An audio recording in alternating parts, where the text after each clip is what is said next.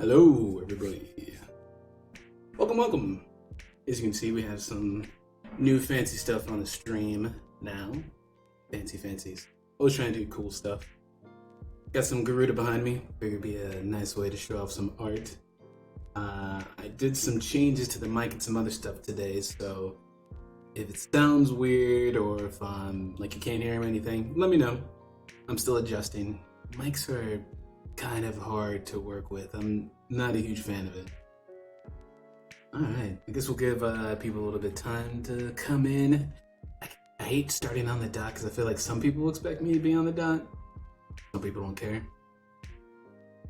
It's always interesting.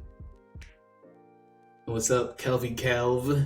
Sorry about the 3 p.m. mixed up. Did not mean to. Like I said, I had in my head I kept telling myself, like, remember to get started at 3. You're not running around like crazy this time. And for some reason, when I meant to put 4 o'clock, I ended up putting 3 o'clock. So, yeah. And I guess I still managed to somehow put up Tuesday Twitch notification. This streaming stuff is a little bit more, like, not hard, but technical than you think.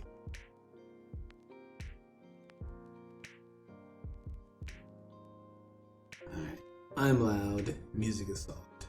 Got it. I will self-silence myself.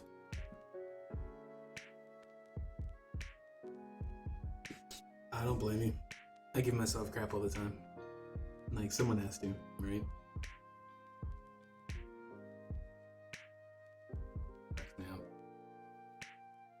Alright, so today, as I announced before on Twitter, I'm starting to move more into like a formula on the Thursday stream, mainly because I wanted to do more than just straight Swordsfall twice a week. I mean, don't get me wrong, I probably could, easily could, but I wanted to, I get a lot of questions on Twitter about Kickstarter, Patreon, stuff like that, and I figured it'd be a little bit easier just to do it this way. So this first one's gonna be a bit of a test run. I'm just gonna kind of talk a bit and tell you a little bit about my Kickstarter, answer any questions people have. I also want to talk a little bit about, they just started up the, well, not started, but they just announced the Break Kickstarter. And I think that competition is gonna be pretty cool. It's something I plan to do. I have a secret project that I've been simmering on. And I'll announce that on the anniversary stream next week. It's almost our birthday. As you can see, we swag. I'm sure it looks good. Alright. Kickstarter. Man. So I feel like this is something that everybody knows, but it goes back and forth between some people like Kickstarter, some people don't. Some people say do one, some people say don't. It's definitely one of those things, there's no one right answer. Like, there's so many different ways to do a Kickstarter. There's reasons not to do a Kickstarter. I mean, and then you have the other ones like Indiegogo and GoFundMe. But one of the things I bring up a bit that I don't think it's brought up enough is that a Kickstarter is not just about fundraising. It's a bit of a party, you know? And if anybody was around for the Swordsfall Kickstarter, like, that was definitely what I made it about. I made it seem like it was fun, like it was new. I mean, don't get me wrong, Swordsfall is new. It is fun, it is fresh. Obviously, I like it. But I wanted it to be clear that we weren't just giving me money to do a cool book that you were gonna get. I wanted to feel like an experience, something that you could be a part of, something that you enjoyed, right? And that sort of festive behavior really just gets people, you know? And people like to enjoy that. Like, they like to share that, feel that they're part of something. So to me, if you're making a Kickstarter, don't just think about it in terms of a product. Don't just think in terms of, I'm doing a Kickstarter to make X book, to do X thing. Because people already expect that. You know, when they come to your Kickstarter page, they know they're being sold something. You don't really have to go out of your way to tell them you're selling something, right? What you need to do, obviously, is tell them what they're getting, but more than that, have an experience, you know, because people come into a Kickstarter blind. they probably haven't heard of you, right? And you're on Kickstarter because you can't just fund it yourself. So there's already an expectation that you are going to be some form of either draft fund indie or an amateur or a new person. So really what you're doing is you're selling someone an idea, you're selling someone a dream. That is what the Kickstarter idea was about. Before it kind of got product heavy, before it became about pre-order, stuff like that. It was really about, you know, let's kickstart this. Like, let's get this cool thing that no one has before that, like, the regular industry won't do. And if you take that time to make an experience, to tell them, hey, like for instance, I'll tell you, like with Swordsfall, easily could have just been like, hey, this is a setting book, I want to fund some art and that cool stuff. But what really got people was I would bring these tidbits and tell them about like the different professions, which I could have called them classes and could have just talked about stats, but I talked a lot about the background. I talked about like the little things that just gets your mind working. You're like, oh, well, that sounds interesting. So you said this class does A and this class does B. So if they meet, does C happen? And you start kind of bringing people along on the idea of what you're doing. I made it more than just about buying an art book. I made it about coming into a world. You know, I made it to where when I bring out each piece of art that is being made as like Garuda behind me, people get really excited about that because it's not just something random, it's something they've heard of and something they're looking forward to, so they're looking forward to jumping into that. And if you do the same thing with the Kickstarter, you'd be surprised at how much it ends up making your marketing a lot easier, because the thing that most people have a hard time with is getting your Kickstarter out there, right? Because Kickstarter is not new. Its concept is not fresh. It's just your thing that's fresh. But you still have to deal with the fact that people are going to have a certain assumption about a Kickstarter, right? So if you make it about an experience, you tell them, hey, like for instance, if you're doing a tabletop game, instead of just being about straight about, hey, this is the book, these are the rules, tell them about the world. Be like, hey, this is about the world of X. And in X, we do things like this and things like this. And these are the possibilities. And can you imagine doing this? And having tiers that also add in some sort of bringing them into the world. Now, this doesn't have to be as much as, like, say, like we did, adding people into the world via either art or having their hometown in or things like that. And all that kind of stuff was great. People loved it. You don't have to do that. There's different ways to do it. It could be as much as a lot of people just enjoy having their name in the back of the book. You know? Sometimes we look over that, but a lot of people just like that feeling of going, hey, I was a part of that. That's me. I'm in that too. It could be having the ability to vote for a character or an idea or the way it looked. You know, so just bringing them into that so it feels like they're not just putting their credit card down on the purchase. It feels like they're eating on the ground floor of something new, something awesome, something they've seen before, or something that they've been looking forward to. Or even sometimes people will just back you up because your dream sounds cool. They go, man, I've never heard of that. That sounds pretty awesome. I guess, yeah, I'll back that. That's awesome. And then they turn to their friends offline, which, you know, that's the thing too, is sometimes it's easy to get lost in the fact that it feels like you're not getting anywhere, because it feels like you're sharing it over and over again and it only gets 1 like, 2 like, 3 likes. It feels like it just kind of misses. Or what happens sometimes, you get a post that has a lot of likes, but you're not seeing any conversion. Well, sometimes that stuff happens offline. Sometimes people really do all their talk in that sort of, hey, did you see this cool thing? Offline where you didn't see it. Or maybe on another social platform. But by kind of building up an atmosphere to where people want to, you can kind of count on secret backers. Having people show up and go, oh, my friend talked about it and this, blah, blah, blah, blah. And the word will travel, you know? But yeah, like I can't stress enough about a sense of community and a sense of, I just like to call it a party. Like when I consult people and they ask about Kickstarter, I tell them, make it about a party, make it fun. Even if it's a serious product, there's a way to do it fun. You can make a horror game release fun. You can make just about anything sound fun and enticing, because there's a reason why you're doing it, and it's because it's fun. So you just have to have them help you see that, you know? One tip I'll give you for sure, if you do a Kickstarter, you're gonna get so much spam email. The better your Kickstarter does, the more random things people will send you. You'll get random offers. People will offer you all sorts of crazy stuff. They'll tell you, if you go here and pay $99, we will make your campaign crazy. You'll make so much money. You'll make this return of investment. And it's all lies. It's all lies. You'll get like a few solid offers from like accessory makers who use that as a way to pitch either for stretch goals, stuff like that. You'll find those people. They're cool. But if it's marketing, it's a lie. There really is no great key to success for a Kickstarter. Even an established network can fail you, because it's really about how people feel about whatever you're doing. And in a weird way, it's also about how loud and how long you're willing to shout out your Kickstarter. Because your Kickstarter is going to go in a bowl, right?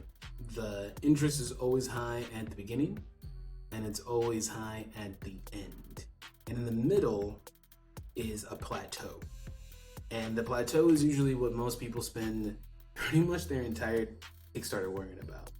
I mean, don't get me wrong, you kind of have to have a strong start. I can't recommend that enough. There's a huge difference between projects who are over 50% funded in the first 24 hours and ones that don't. Ones that fully fund in 24 hours, huge difference. I'll get into that a little bit later, but the main thing is to know is that you're gonna have a huge hit at the beginning, you're gonna have a huge hit at the end, and in the middle, you're gonna sit there and stare at it and go, why is nobody pledging? Why is nobody doing this? That's kind of a make it or break it for I'd say most Kickstarters, right? Because it feels like nobody's listening. You're probably a week and a half into it. It is tiring having to deal with it every day because you're thinking about it the entire time. Every hour, you're refreshing, you're going back, which there is a point where you have to step away, for sure. But it's hard because the Kickstarter algorithm makes it to where when you're fresh, it puts you up in front of the eyes of everywhere. It puts you up near the front page because it's the newest. It cycles you in front of people on the recommended. That first day, Kickstarter really tries to make you successful because once again, remember, they make money when you make money. So they want you to succeed. You just have to learn how to play those tools in your favor when everybody's playing the tools. Some people better than others, but generally that's what you need. At the end, Kickstarter is the same thing. Anybody that hits notify gets actually an email at the 48-hour mark.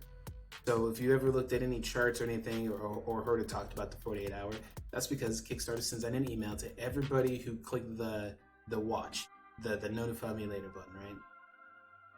Those are your two biggest bumps that Kickstarter artificially creates. It puts you in front of people at the beginning and tries really hard to have anybody who watched it notified it 48 hours. It also puts you on recommended, stuff like that. You're going to show up on the ending soon. But you have to have more funding than just obviously the beginning and the end, which is where the plateau comes in to be such a worrisome thing. How do you overcome it when you need to hit X amount and it feels like you're only going to make money at the beginning and the end? A lot of people kind of just go with it. I heard a lot of people that are like, well, the plateau's a thing. It happens. And the plateau does not always have to happen. Let me show you. Why did I say that? I should have prepared this beforehand. Oh my bad. We ad hoc around here. Because it's a pretty stark difference, let me tell you.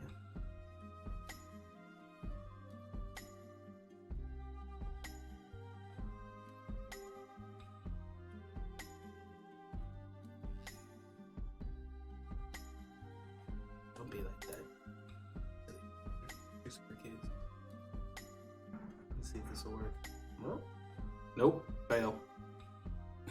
That's my bad. Anyway, I have a chart that shows my progress. You can actually look at it on TickTrack as well. But the main thing is that where I was supposed to have a plateau, I didn't. So it was actually more like a roller coaster wave. So basically waved up, waved all the way up to the end. Oh man, why can't this work?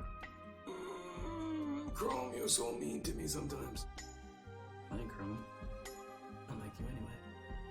I don't need your stress.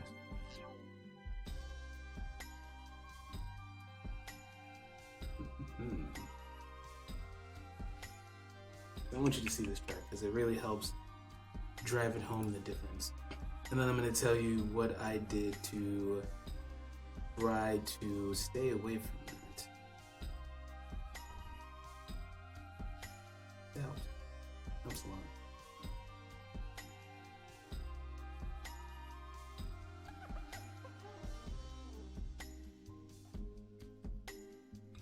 Seems not want to work with me at all right now.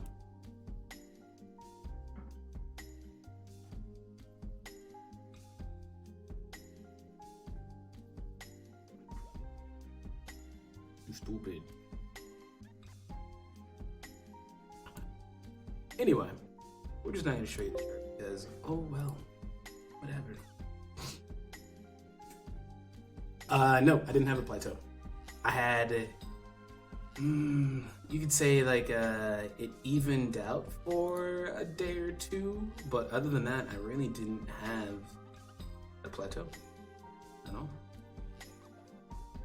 One of these days, this thing's going to work.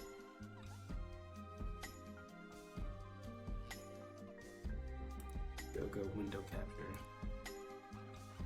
Make my dreams come true.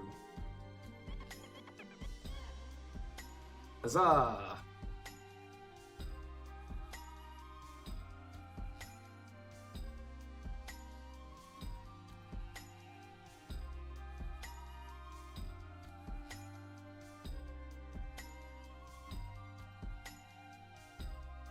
So yeah, this is Kickstarter, but I'll put it on Kickstarter.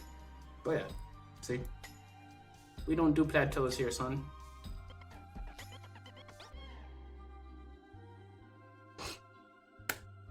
Huzzah! All right. So yeah, no plateaus. Part of that was because when I did my research beforehand, the first thing you hear of is plateaus, right? So me, being the stubborn man that I am, was like, well, I don't want a plateau. I want to make money the whole time because plateaus suck. With that said, realizing that it was all about the algorithm for Kickstarter, it was a question of, okay, how can I mimic that same opening and ending magic without the automated help of Kickstarter, right? So, big one is obviously Twitter. I was on Twitter hardcore. I mean, I was probably doing about, I would do a solid, every day there was like a morning post about the Kickstarter. I would do one in the evening, and I would have one usually in the midday, as well as just literally on there talking about it. If people backed it, I would find them on Twitter and I would retweet it. So I was literally going through and searching like my name, posted Kickstarter, because if people just do the Kickstarter retweet, that's a very, very distinctive look. And because Twitter is interesting, because Twitter really pays attention to how much one thing is shared, the more you reshare it, even though it's different people, it makes it more visible. So over time, more and more people would see X person backed, Swordsfall, I'd like it, retweet it, say something. And all that really helps the actual Twitter engine help see you, because that's usually kind of the problem. Twitter wants to show people what's popular. It doesn't want to show people what's not popular. So you have to convince Twitter that you are popular before you're popular, so it can actually make you popular. And that's the hard part. And part of that just comes through making Twitter see you and engaging.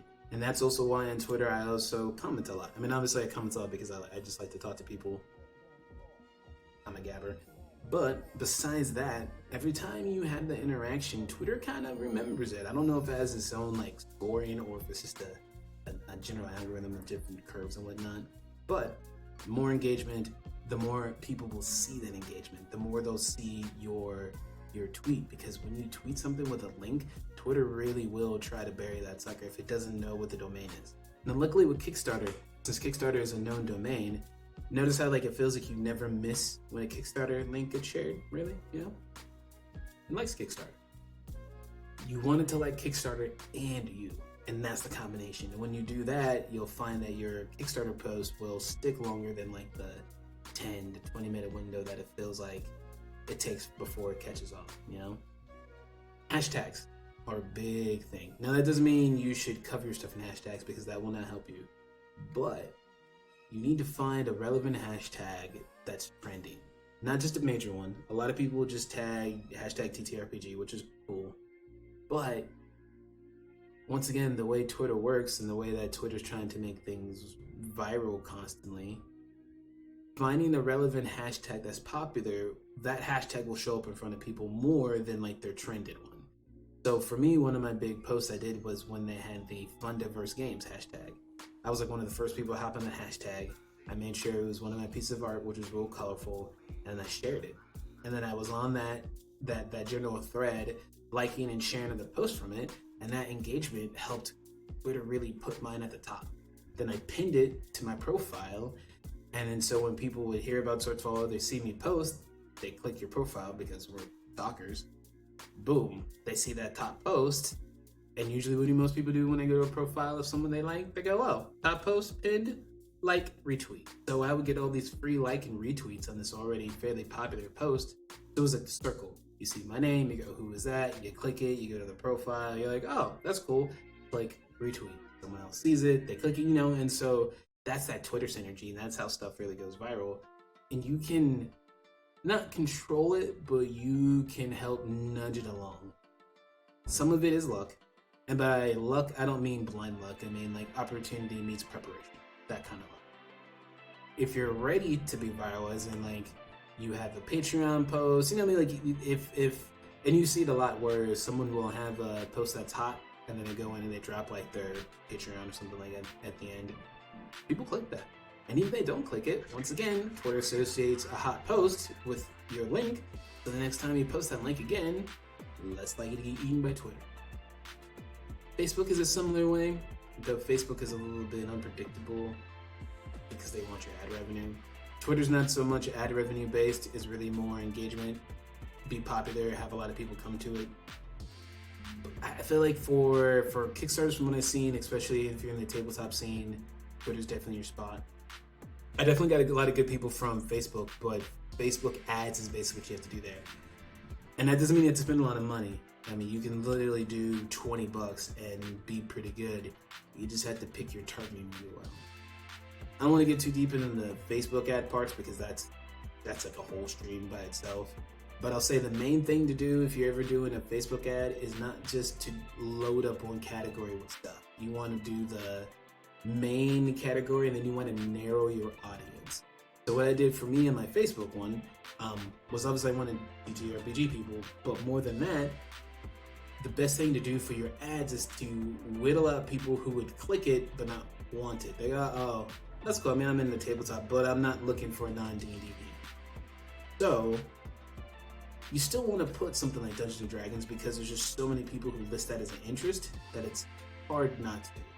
But so what I did was like tabletop games. I did D&D, and then I did a couple of other ones that were just broad.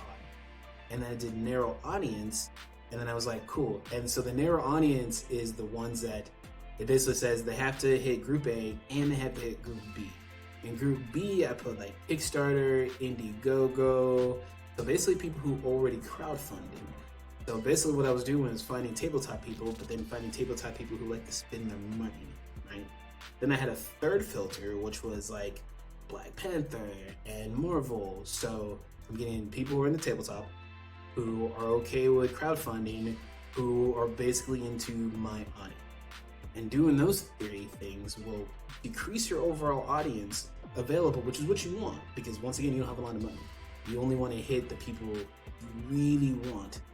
And when you do that, for one, it actually brings down your cost per click because you're getting kind of particular and you're getting niche. The more niche you get, the cheaper it is, right? Because everyone's competing to get the standard 25 to 44-year-old male. Therefore, those bid prices are high because you're competing with major companies. You start getting precise, you start saying, no. I want the tabletop nerd who kickstarts stuff and likes Black Panther, and Facebook goes, well, that's not a very common audience, and that would probably be good because they want your ads, because once again, having ads that you like to see makes you want to use Facebook more, right? So they're in it for you. they give you a good price because they say, oh, this is a very undersold market for X thing. And if you hit the right market, what is cheap for you ends up being great value for someone else. So I was getting like, on my best ad, because images do matter. On my best ad, I was getting about, I think it was like about 8 to 9 cents a click, which is pretty damn good. So that lets you get a lot of traffic because once again, not everybody who looks at it will click it, but they might share it, they might like it, and that's free. So if you have something that looks cool and people go, oh, it looks cool, and they share it, now you're gonna get into a pool of people you didn't have to pay for, and their clicks are free. So there's like a weird viral thing to ads that you can do on the cheap, but it just requires be precise, like Hammer Toss said. Gotta be precise, target people that would actually be interested. Not just in terms of, oh, that sounds cool, but actually take my money and right? And both of those things can help you get at the plateau because you're just trying to build upon it because, once again, Kickstarter wants you to succeed. Think of it in terms of almost like a 401k, right? You put in some, they match it. Kickstarter works similarly. If you bring in X traffic, they'll start to show you more on an internal traffic. So it becomes a synergy, right? So you just got to figure out ways to get in, to bring in new blood to your page, and Kickstarter will start going, oh, okay, you have some traffic, stuff's going on. It shows you more and more in the recommended, shows you higher up on the list, that gets you more backers, and it's just it's a not quite downhill, but it rolls along. It requires some pushing. It requires a little bit of not giving up when you see that you haven't gone up in a day or two. Well, you can do it, and also hitting up cross groups too.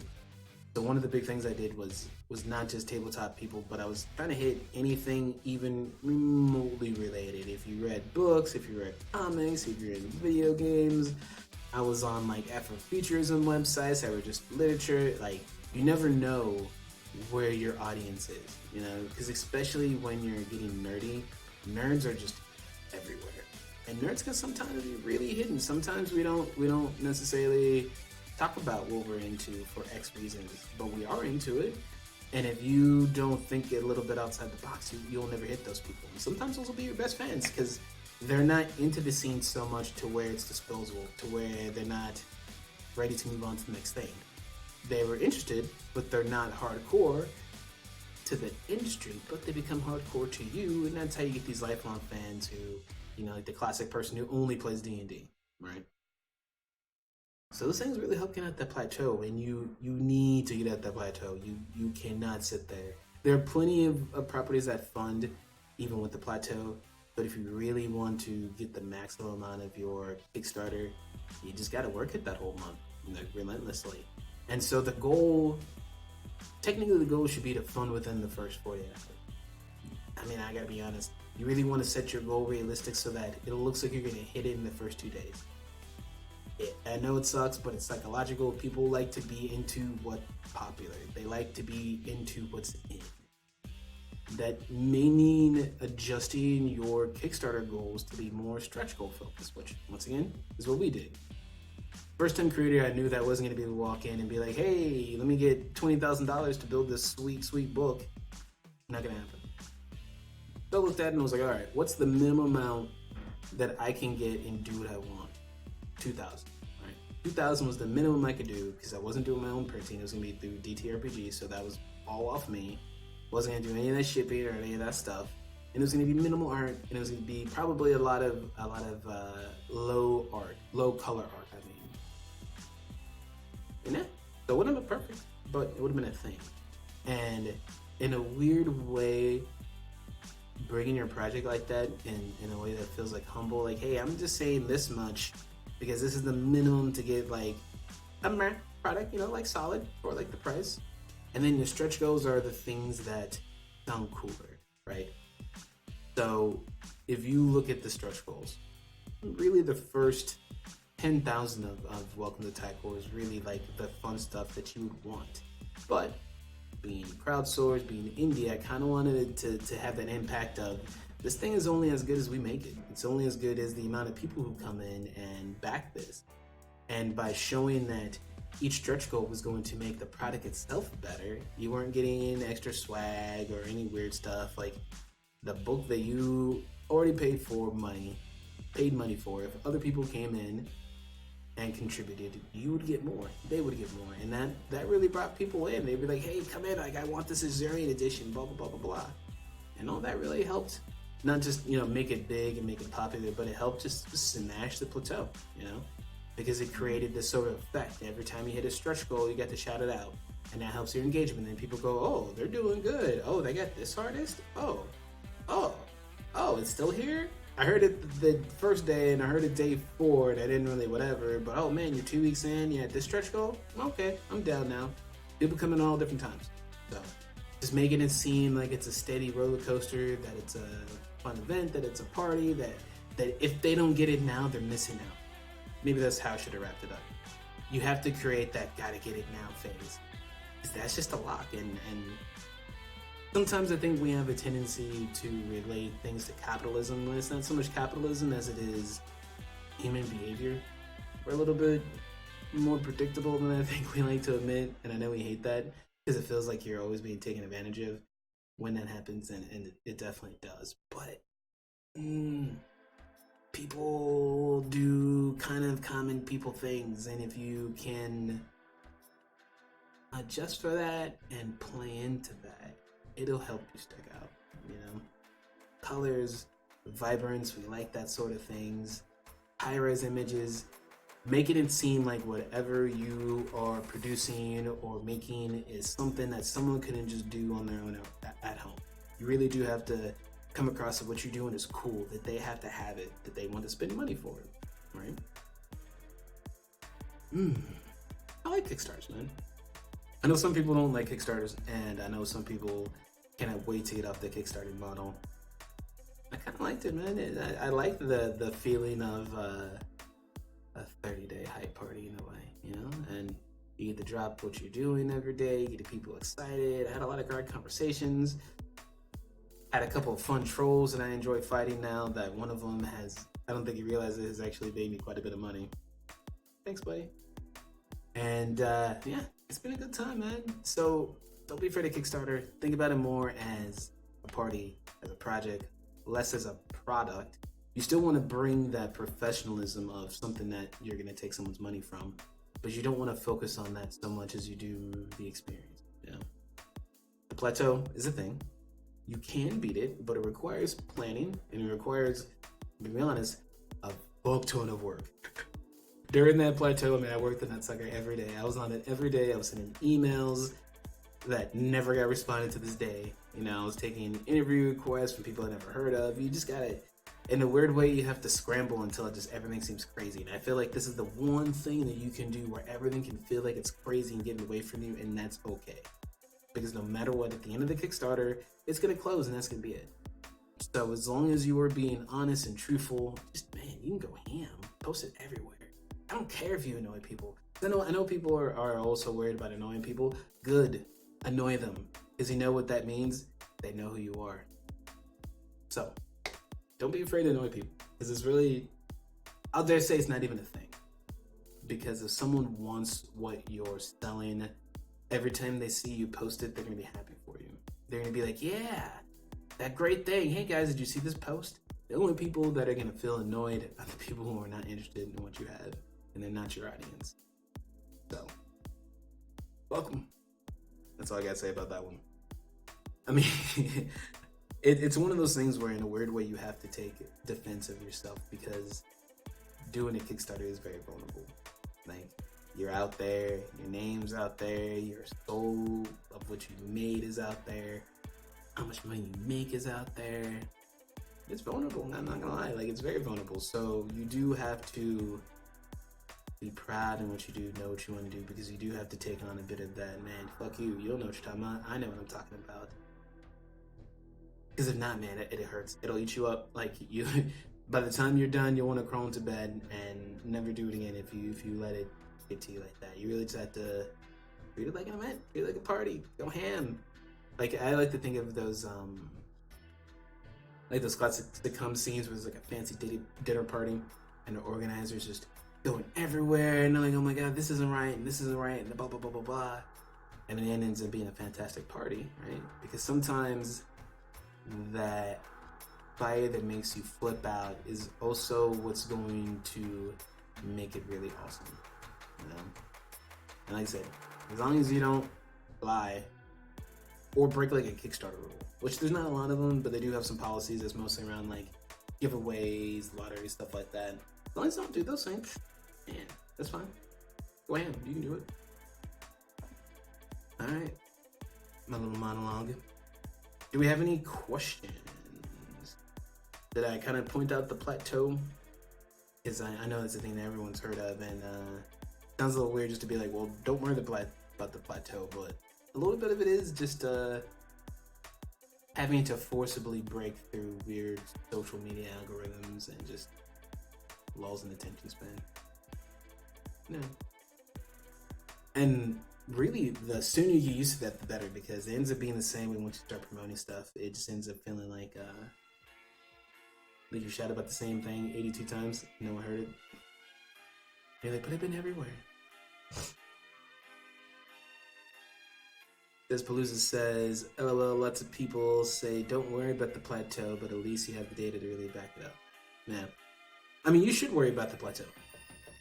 Honestly, like, it is a real thing. And if you look at something like KickTrack and you look at other projects, oh, the plateau is real. Some projects plateau hard. Some have a really rocking first day, second day, and then they're just, boom, plateau for the next 27 days. So, I like to be honest that there is a plateau, but it's not a foregone conclusion, because some people will treat it like, oh, it's just a thing. And it's not necessarily super easy either. It is just doable. It just requires knowing what it is, and every time you see yourself settling, thinking to yourself, what have I not tried yet? And just throw it at the wall. You know? Ads. I mean, on Facebook ads, doing $20 of Facebook ads between day 4 and day right before your 48 hours. So probably like 15 days, and just have it lifetime amount of $20, so about $1 and some change a day. With the right targeting, that'll keep you at the plateau. $20, man. And obviously, the more you throw at it, the better it is. But I mean, if you have a indie budget and you don't have a Patreon or something like that, $20. I did about, all said and done, I did about $150 worth of ads, but almost all of mine was concentrated on the last 5 days. So most of the defeating the plateau in the middle was just emails, interviews, podcasts, showing up on so many different places. And 48 hour is a good thing to capitalize too. If you can end up getting a bit of, if you have money left over. Well, let me put it like this. All right, so, because my big thing is that some things can't be done for free and some things can't be done cheap if you want a certain level of something. Ideally, I would say if you could, $100 total.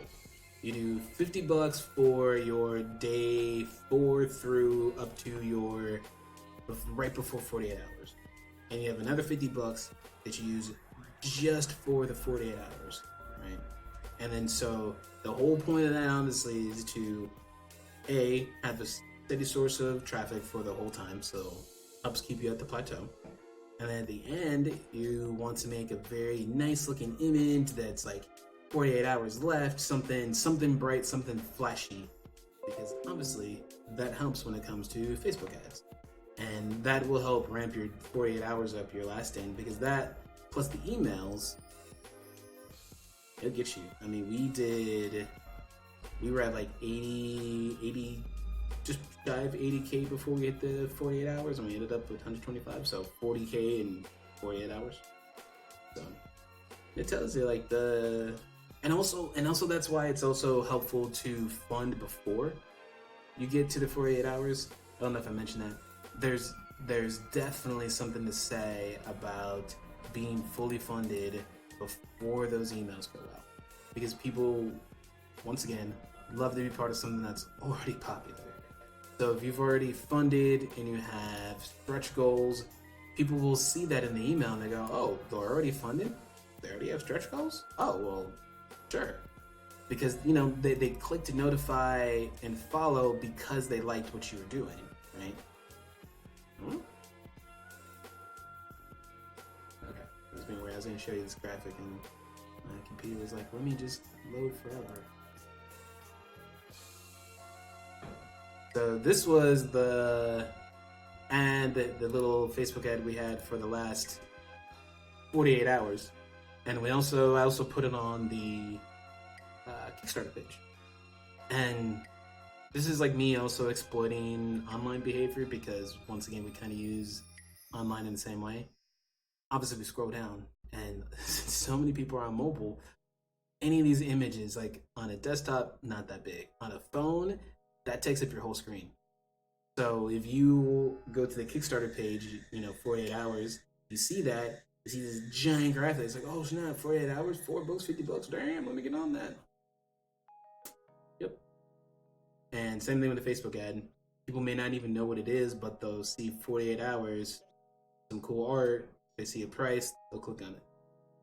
Maybe they buy it, maybe they don't, maybe they tell a friend. Either way, traffic boom. So yeah, Eagles, Facebook is I'd say all but uncrackable without ad money at this point. Honestly, it's just not. I tried really hard to be organic at the beginning and it failed miserably. It just was not happening. Thing about Facebook, but and that in itself is a rub, because the first response is to be like, fuck it, I don't want to do it. But boy, it's hard to escape the pull of Facebook, man. That's a whole audience you miss out on if you miss that, because Twitter is not as prevalent as we would love. None of them are as prevalent. I mean, if you only use one social media, you will inevitably miss a few key groups that would probably like what you're doing, especially in our area. I got the majority of our traffic was from Twitter. Partly that was just due to my Twitter presence, plus being shout out by like Matt Mercer was a huge help, obviously. Second up was Facebook, and a lot of that was due to Facebook ads, plus I was posting like all the art and as many different groups as I could find. So there was like fantasy art groups and sci-fi art groups, D&D art books. I would post my posts there, post my pictures there. A lot of subgroups. Facebook groups are a little bit weird, especially if you don't hang out there, and you probably are not since you're just doing a Kickstarter. Try to adhere to the rules if you can, but I'm gonna be that guy and say, who cares? It's for your Kickstarter. If they kick you out, they kick you out. But maybe they won't. This is how you kind of just have to, go at it as you can. But yeah, Facebook's a tough nut, but it's one you really should. Instagram's a whole different beast. I don't have tips on that one. I'm still battling the weirdness of Instagram. I don't want to say Instagram is useless, but it hasn't been awesome for me. I've gotten traffic from it, but the conversion has always been pretty low. Instagram is just a slightly different crowd. But Twitter, game busters. Yeah, cool. I think if there's anything else I want, a little sermon. Kickstarter is an interesting beast, and I want people to remember that Kickstarter is not against you. Sometimes I hear comments where I kind of feel that maybe sometimes people think that Kickstarter is not interested in their success. Kickstarter is just not interested in hand-holding you, because then they'd have every creator wanting special stuff. But the algorithms, the program will try to bump you up as long as you bring in fresh blood. Same thing with Facebook. Most things are like that. If you bring in new clientele, you bring in new stuff, the system's gonna like you because you're making them money. They like people who make money. Surprise.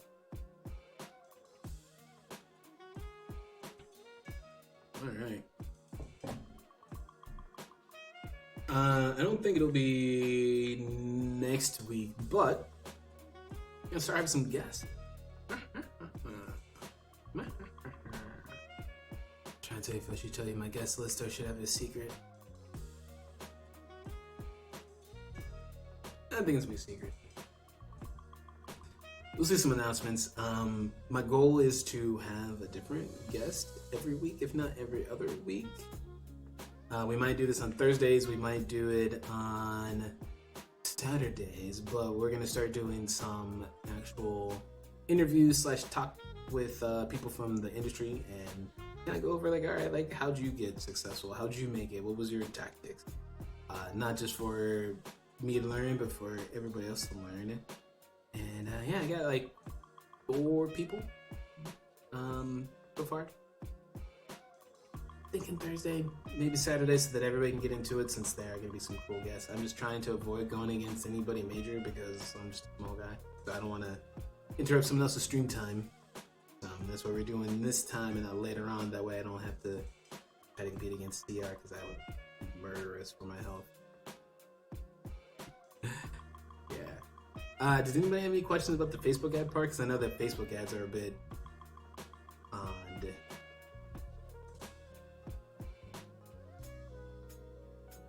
I love this shirt, by the way. This blue is just...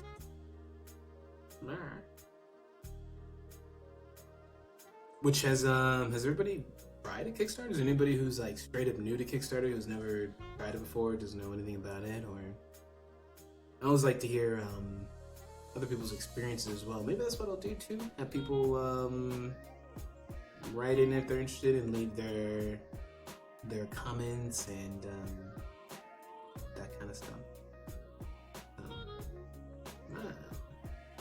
Patreon too. The Patreon's a little different, but there's definitely a synergy between Patreon and Kickstarter in terms of audience. Eagle's never done a Kickstarter, although I backed a few. Huh. Thanks for backing a few. That's an interesting thing too, is I noticed on my stats it was like I think it ended up being like 80% of the people who backed me had backed other Kickstarters before. So it's this weird thing where, not that we're in saturation, but it's surprising to think that once once people start kickstarting, they continue to, or that people who already kickstarted are the ones who continue to, and new people don't as much. Man, it's a weird thing. But I enjoy it. I really enjoyed it, so I'll be doing another one here. Nope. I'm forgot I was gonna announce that in the next stream. Almost surprised my own surprise. Finding this talk unexpectedly relevant to the sponsorship pitch from my sister's sports team already. Welcome. I used to do those as well, so I know a bit about some of those and all that confunctory, you know. Biggest thing with sponsorship pitch is a weird thing. It's a weird mix of, hi, this is what I do, and this is what I can do for you if you give me stuff. So it's like the most awkward conversation, but at the same time needed. I enjoy it, but not enjoy it. It's weird. Sponsorship metrics have also changed nowadays. Like social proofing is a big thing. You know.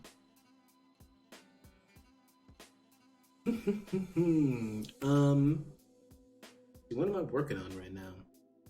I am woefully behind on my progress on Volume 1. I apologize about that. I said it was going to be out already, and I lied. Doing a lot of stuff. Trying to catch up on some stuff. You will also see me in Beneath the Canals, easing, which I'm working on as well. So I almost have like Volume 1 on one screen, Song of Destruction on another screen, because they're totally different, and sometimes in the mood to work on one and the other. That's the thing. Some sweet art is out. The Garuda art behind me, we just posted. I just got some new samples. It's so good. The Killer Crew looks so awesome. So you'll be seeing an illustration from that this month and some other stuff. I think Venus just got started on some characters, and we're almost Dragon Time. So, and also if you are a Kickstarter on the professional tier, where we'll be getting to your custom portraits hopefully next month. Basically, I wanted everyone to kind of get used to the style and then work out like little things. I didn't want anybody's portrait to be the guinea pig, so I'm gonna get those started. This is Blues that says, I'd love to hear more about the Patreon Kickstarter synergy you mentioned. I'm comfy with Kickstarter, but Patreon is a different and new beast. Yeah. So Patreon. So think about it like this. Kickstarter, in a weird way, is the best web page you'll ever have, and Patreon will give you money every month, but it is the hardest page to find. Right? No one's really gonna organically find your Patreon. It's super hard. Even if you have it branded, it's hard. You can look up Swordsfall. The Patreon is not like in the top 5 or 6 things you find. It's rough.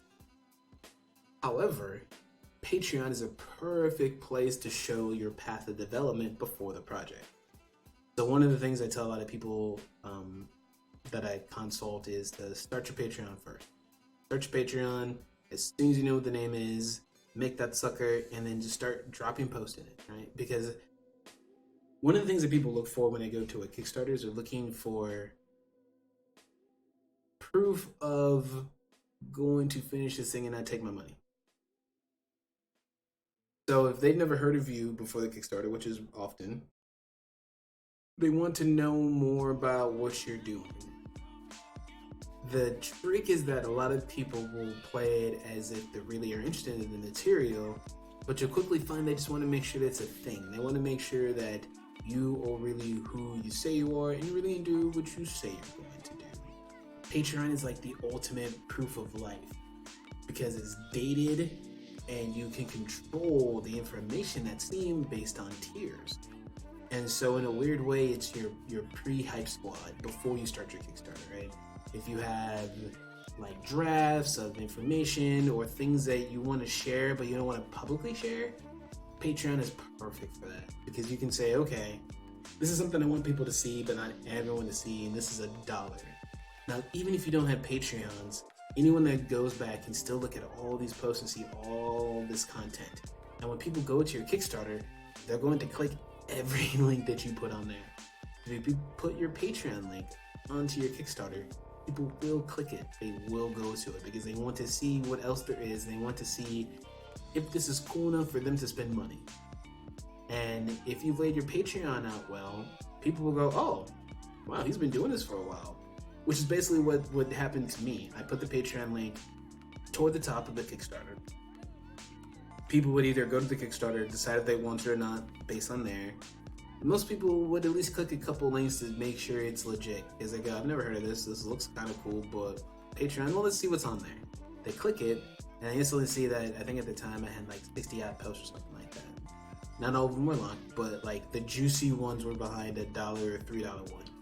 But not necessarily like, oh my god, to find out any information I had to pay $3. It was like, oh, I'll pay $3 to find some behind the scenes.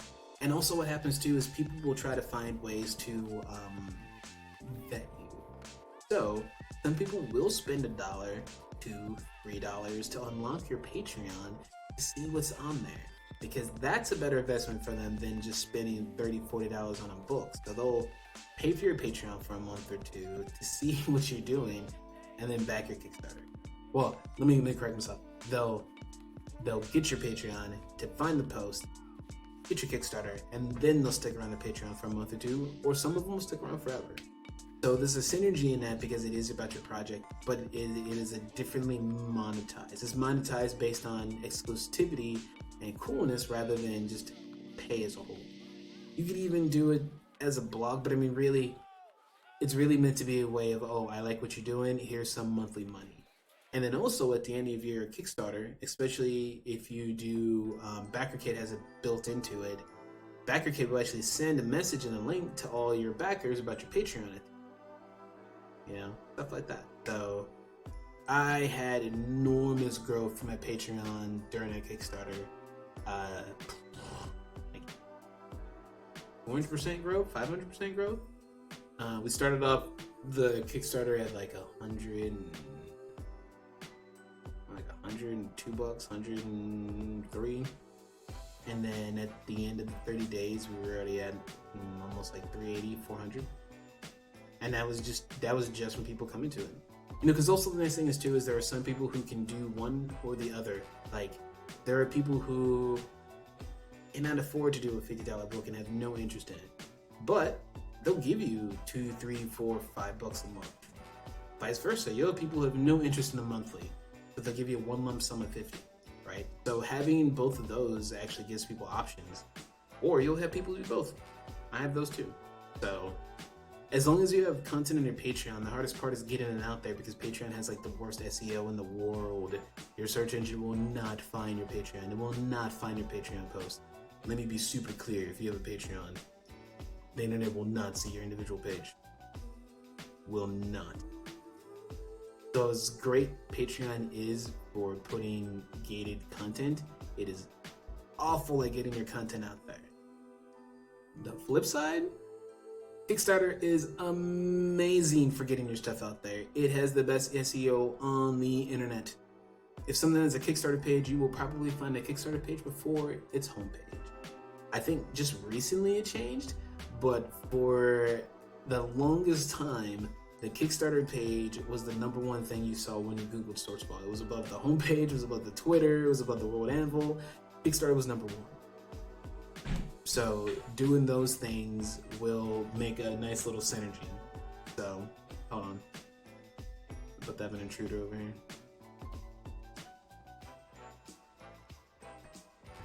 When your girlfriend comes home in the middle of your stream. Hey! Hello. I'm teaching people stuff. You're interrupting my stream. You're teaching people stuff what? On Kickstarter. You're interrupting my stream.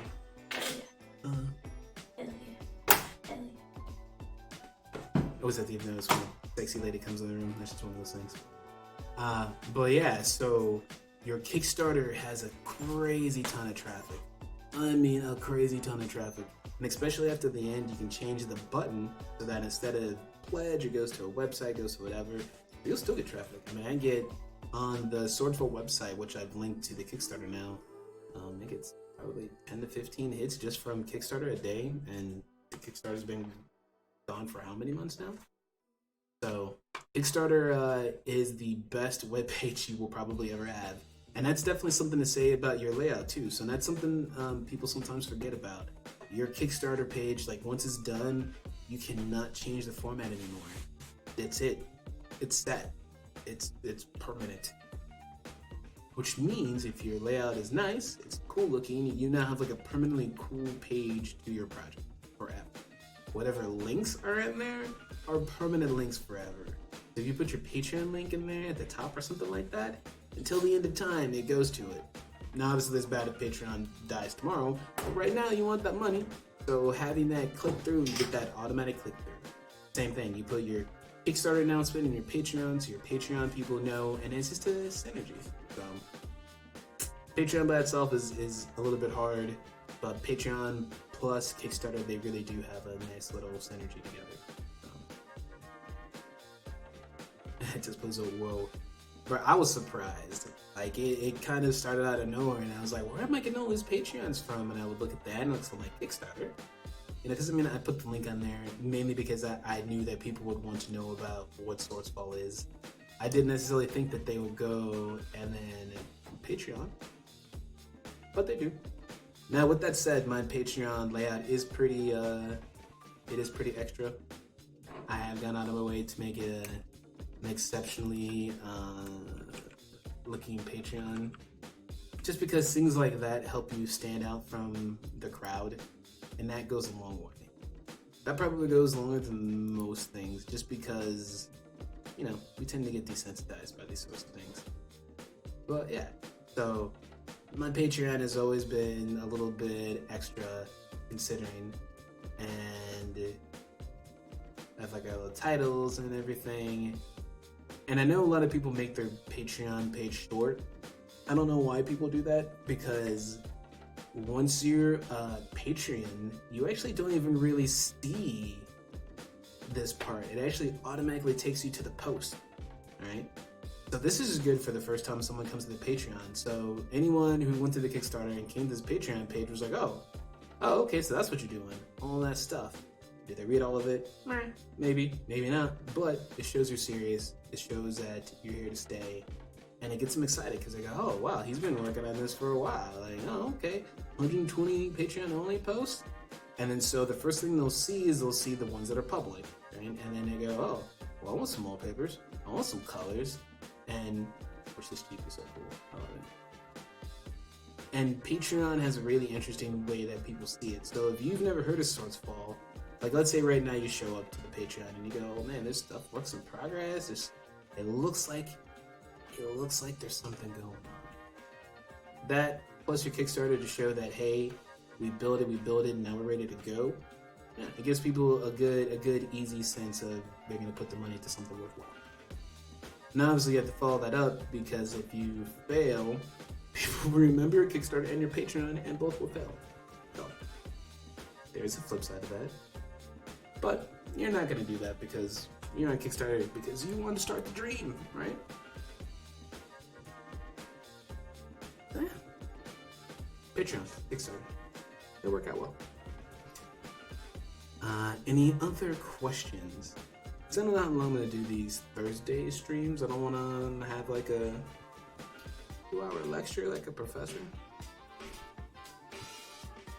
But yeah, Patreon is weird too, so I know that one. And I know that's one I get a lot of questions about because it is its own weird beast with its own weird rules.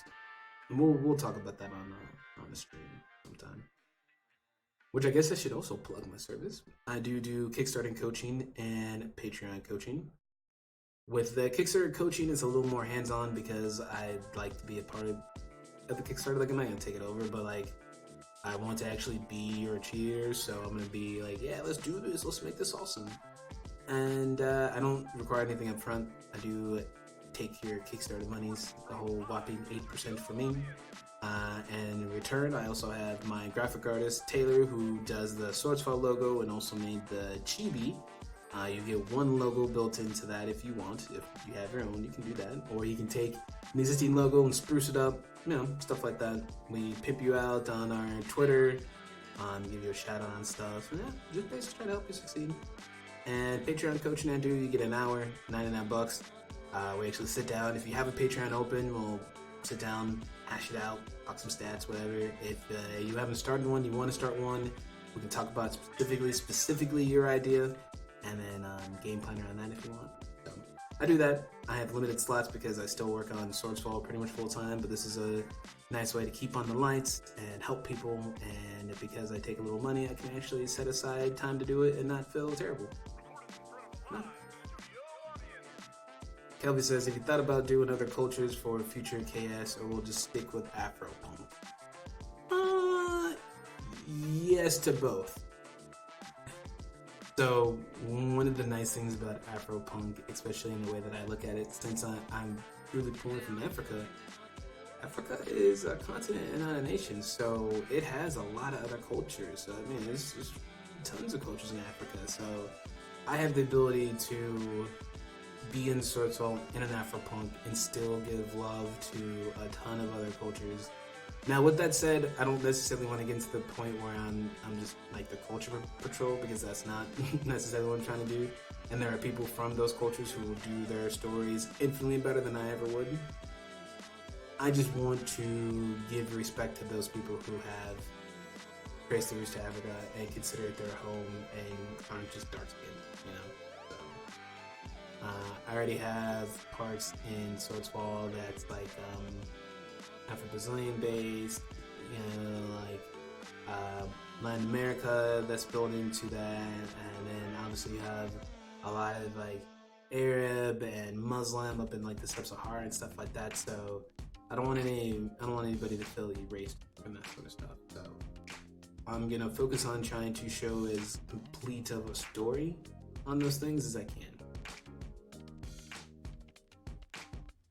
Well, Egypt is in Africa, so they're on that too. But everybody and their mama does Egypt. Everybody and their mama does Japan. My whole goal is to show you all the stuff that you haven't seen before. So, Vignetta actually has elements of Japan in it because that was one of my areas of study, so it can't not. But like I said, my goal is to do the cool stuff that you don't know before.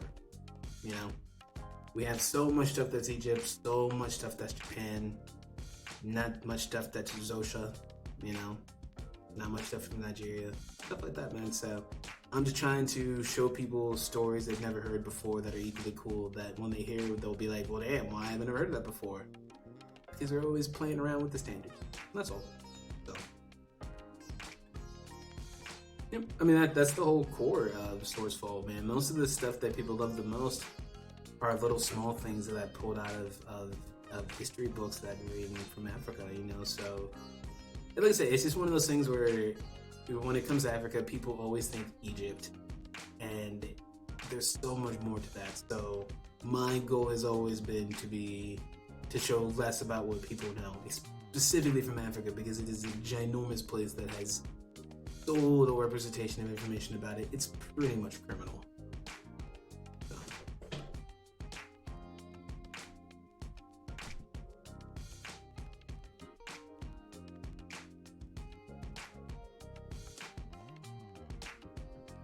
Any other questions?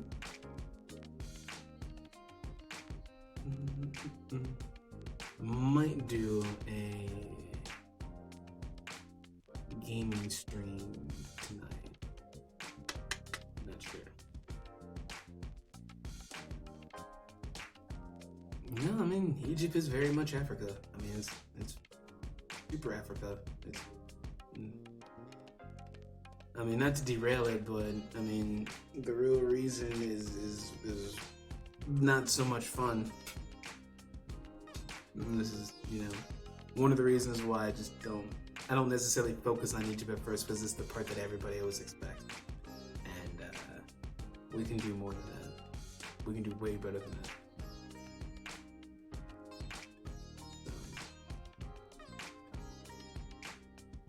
Which is funny, like either people think that Egypt is Africa, or they forget that Egypt is in Africa. It's a weird back and flip that I don't know where that came from, but it's a little fun.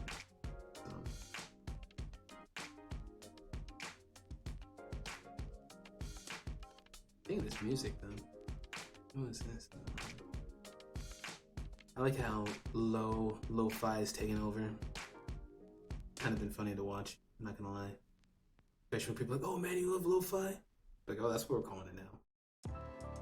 We used to call it instrumental hip hop. But, you know, whatever. I love it. Cool. Alright. I think we'll get this one under 2 hours, I think. Yeah. Good one. I kind of want to co-host in the future, because it'll be nice to have someone to work off of, which, if I can work the time zones out, I want to start having either Taylor or Tim on a little bit. We'll see what happens with that one. But we'll have special guests. Might be on Thursday still, or we might do on Saturday, or might do it on Thursday and do a replay on Saturday. I don't know. Haven't decided yet. Still working it out. But I will be making announcements for that. The next stream, I think, will be... We'll have the Tuesday one for sure. Actually, no. We're not going to have a Tuesday one. Next week's going to be different, because next week we're doing it on Wednesday, because the 12th is Swordsfall's anniversary. So we're going to have a special stream. I'm going to show you secret stuff that I never show people, because whenever you show people secret stuff, they want to know more about it. So for one day only, we will talk about the RPG. Because I normally don't talk about the RPG right now, because we're talking about the source book. And I feel like whenever I talk about the RPG book, people don't want to stop. And I'm like, it's not next in line yet. But we will talk about the RPG. I will show you some glimpses of a super alpha book. We'll talk about some professions. Might give away some prizes for a raffle. And I will announce the secret project that we're doing. Yeah. But little anniversary stream.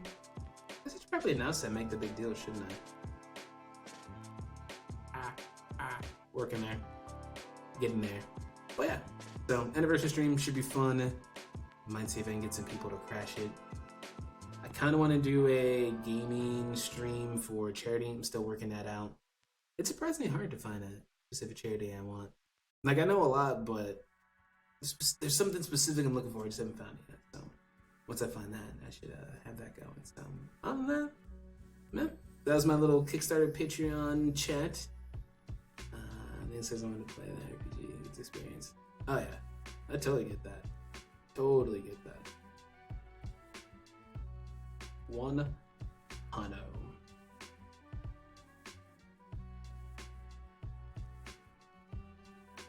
Yeah. I should actually set up an email for people to send guest requests, but super down. Super down. So, alright. I don't have like an outro or anything. One of these days I will. But holler at me on Twitter at Swordsfall1 if you have any questions, you want to see Swordsfall stuff, you want to see spicy rants and watch me kick trolls. That's what I do in my spare time. You can check me out on Patreon to see all the stuff that's coming out. For the $1, $3 Patreons, you get to see concept art, which if you are a $5 Patreon, you're about to see a sweet in progress illustration. That's pretty sweet. So had some art drops this morning. I didn't get a chance to post before the stream. And swordsfall.com for information, for swag. We got t-shirts, we got hats, I got mugs. It's cool looking. That's what this sucker is. As it makes all weird stuff. One of these days I'll get a proper green screen and not like the cutout, but hey. I think that's everything I'm supposed to go over. Website, Patreon, I'm still learning this thing. Yeah, I think that's it. Alright peeps, thank you for coming. Let me know if you have any comments, suggestions, changes. You can email me at send it to swordsfallrpg@gmail.com. Please do not DM me. My DMs are so full. I can't take it. Alright, peeps. Everyone have a good day, good afternoon, good luck with your Kickstarter, Patreon, and see you on Tycore.